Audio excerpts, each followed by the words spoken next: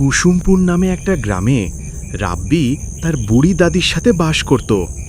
কিন্তু একদিন রাব্বি তার ঘরে বসে কি যেন চিন্তা করছে।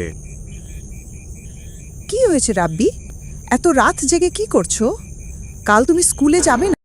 দাদু, আমি তো কাল স্কুলে যাব, কিন্তু আমি লোকেদের মুখে একটা কথা শুনেছি, প্রতিদিনই গ্রামের লোক গায়েব হয়ে যায়। আরে, এটা নিয়ে এত চিন্তা কেন? এটা শুধু একটা গুজব, বুঝলে রাব্বি? এগুলা নিয়ে মাথা না ঘামিয়ে পড়ালেখা নিয়ে চিন্তা করা উচিত। তারপর রাব্বির দাদি তাকে বকাভজা দিয়ে সেখান থেকে চলে গেল।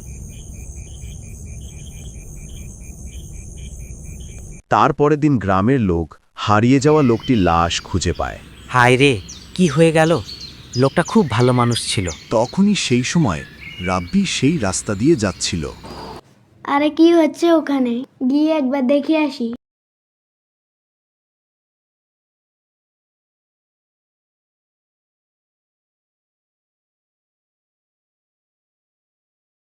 আরে কি, এটা কিভাবে হলো? কাল পর্যন্ত উনি ঠিকই ছিল। আরে রহিম চাচা, ওনার কি হলো? কাল সারাদিন সে নিখোঁজ ছিল, আর আমরা ভাবছিলাম সে বাইরে কোথাও গেছে, কিন্তু আজ সকালে খবর এলো ওর লাশ মাঠে পাওয়া গেছে। তারপর রাব্বি তার পরিবারের সদস্যদের কাছে খবর দেওয়ার জন্য দৌড় দেয়।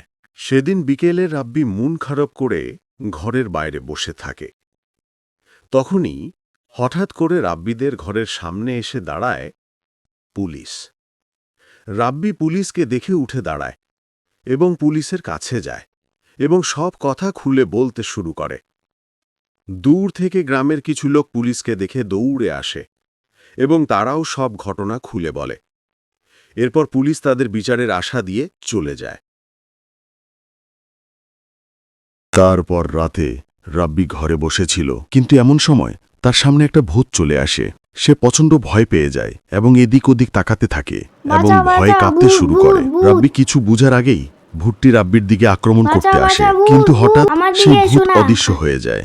এটা দেখার সাথে সাথে রাব্বি অজ্ঞান হয়ে যায়। তখনই রাব্বির দাদি তার শব্দ শুনে ছুটে আসে, আর সে দেখে রাব্বি অজ্ঞান হয়ে পড়ে আছে।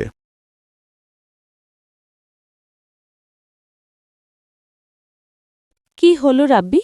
তুই তো ঠিকই ছিলি। কি হলো তোর? এই রাব্বি, কিছু কি সমস্যা? না, এই গ্রামে তো কিছু একটা আছে। তার পরের দিনই রাব্বির গ্রামের লোকজন ওই পুলিশ অফিসারের লাশ খুঁজে পায়।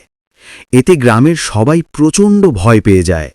সবাই ভাবে কোনো সন্ত্রাসী কর্মকাণ্ড এর সাথে যুক্ত, কিন্তু রাব্বি জানে এটা কার কাজ হতে পারে। সেদিন রাতে গ্রামের লোকজন গ্রাম প্রধানকে ডেকে আনে এবং সব কথা খুলে বলে। প্রধান সাহেব, এখন আপনি পারেন আমাদের এই বিপদ থেকে বাঁচাতে।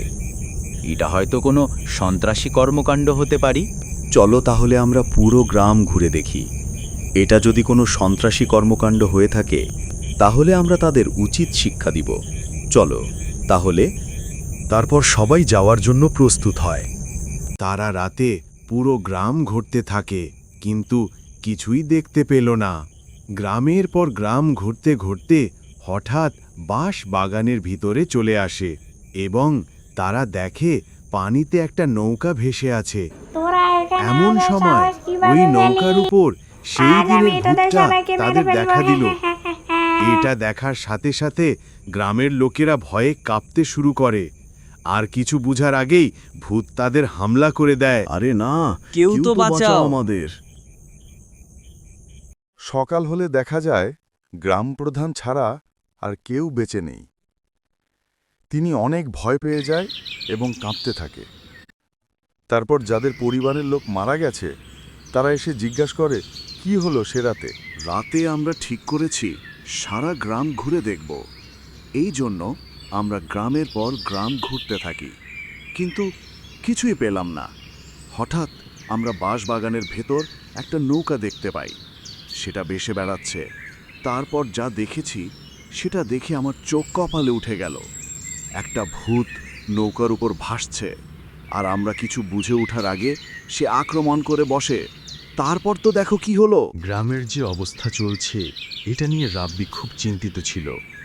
এই জন্য সে ভাবল আজ সে বাড়ি না গিয়ে ওই বাঁশবাগানে যাবে।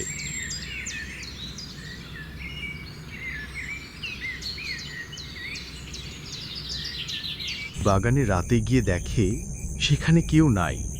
এই জন্য সে ওই ভূতকে ডাকতে শুরু করে। ও ভূত ভাই, কই গেলে তুমি? তোমার সাথে কথা আছে। এই কথা শুনেই ভূত হঠাৎ রাব্বি দিকে এগোতে থাকে।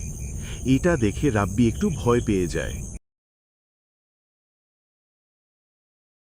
কিরে, কি হলো? কেন ডাক দিলি? ভাই, তুমি কেন গ্রামের মানুষকে হত্যা করো? কারণ আমি মানুষের রক্ত খেতে পছন্দ করি।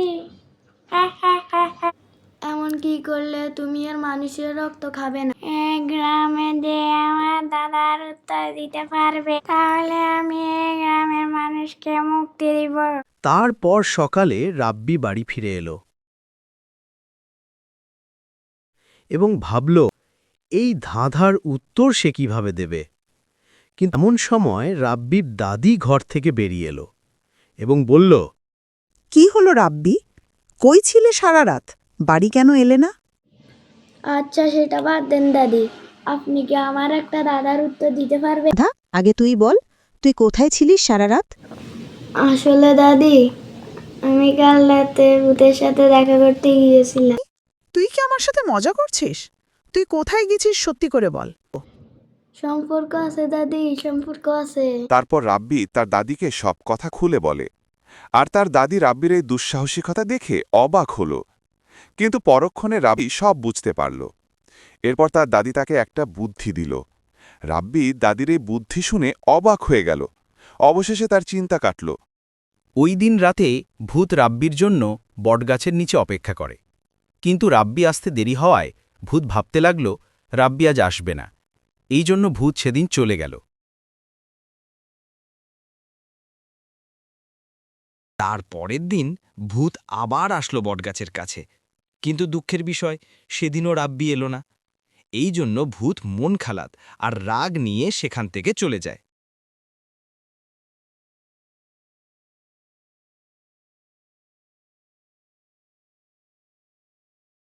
অবশেষে তৃতীয় দিন রাব্বি আসলো এবং ভূতের সাথে দেখা করার জন্য বট গাছে নিচে বসে থাকে। ভূত পছন্দ রাগ হয়ে রাব্বির দিকে এগিয়ে গেল এবং বলল, কিরে, তুই এতদিন কই ছিলি? তোর তো আর আগে আসার কথা ছিল। ভূত ভাই, তুমি এত রাগ করছো কেন? তোমার ওই দাদাগুলোর উত্তর দেওয়ার জন্যই আমার এত দেরি হয়েছে। এই জন্যই বুঝি এত দেরি।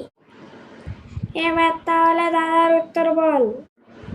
তাহলে ঠিক আছে, তোমার প্রথম দাদা হলো, একটা বেড়ালের গায়ে কতগুলো পশম থাকে?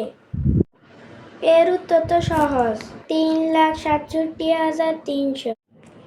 না, এটা হতে পারে না।